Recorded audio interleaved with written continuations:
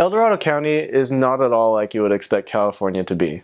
California, I think, fruit trees, vineyards, a lot of green, usually associated with the beach. El Dorado County is actually very similar to Utah desert, except with more trees. There's clumps of houses, neighborhoods that are starting to develop, but there's stretches of miles where you won't see a single house, which is a huge contrast to Sacramento proper, where there isn't a square inch that hasn't been developed. It's wide open spaces and forests, depending on which part you're in. Part of why people live out in El Dorado is because they want to be left alone. They don't want to be surrounded by people or talking with a lot of people. And sometimes they get upset if you disturb the peace in that way. Now, that doesn't speak for everyone. There was some amazing people out there who were the life of the party. I can't imagine why. Well, it's a beautiful place to live, but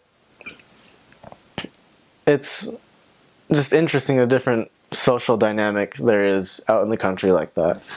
Out in El Dorado County, I also served in 2 wards as opposed to 1, which was a very interesting experience for me. We would wake up in the morning at 6 on Sunday morning. Usually our mission schedule had us wake up at 6:30, but we would wake up at 6 on Sundays, shower, eat breakfast, and then go to ward council at 7 for an hour. Stay at the church for half an hour, and then the first block of meetings would start for 3 hours. Then we would have another, halfway through sacrament meeting, we would have another ward council. So we'd leave sacrament meeting, go to ward council, come back to the meetings, and then after the block there'd be an hour break and start the next block.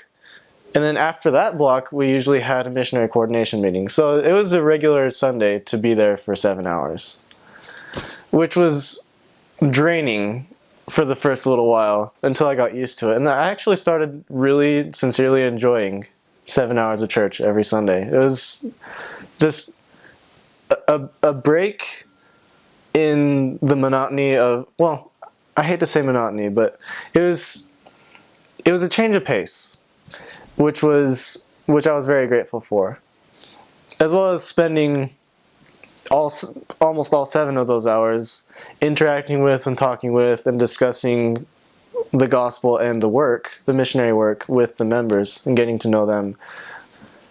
I really grew to love getting to know people and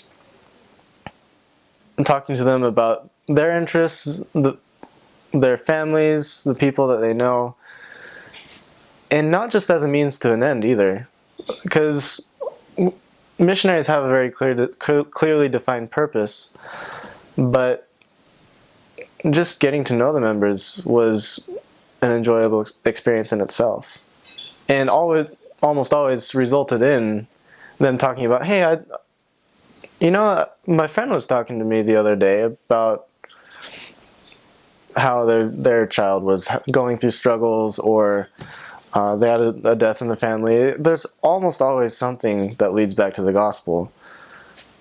So just care about the people, and missionary work will almost take care of itself. Now, fun fact, El Dorado County is actually named after the legendary El Dorado City of Gold, because in El Dorado County there's a place called Coloma, which is the site of the first discovery of gold before the gold rush. So as a mission, our mission president actually took the outgoing missionaries to Coloma for a fun day with the mission president, just panning for gold, have a picnic, play some games. It was a lot of fun. Now, also fun fact, while I was serving in Folsom, which is very close to El Dorado, I met a member who had been doing historical research and had actually found out that the first gold discovered in California wasn't actually in Coloma. It was on a hill in Folsom, which is actually very close to the church building that now stands there. Of course, Coloma will always be the official first discovery of gold, and I mean, it'll always be a tourist attraction for that reason, but the actual first discovery, which was kept quiet, was in Folsom.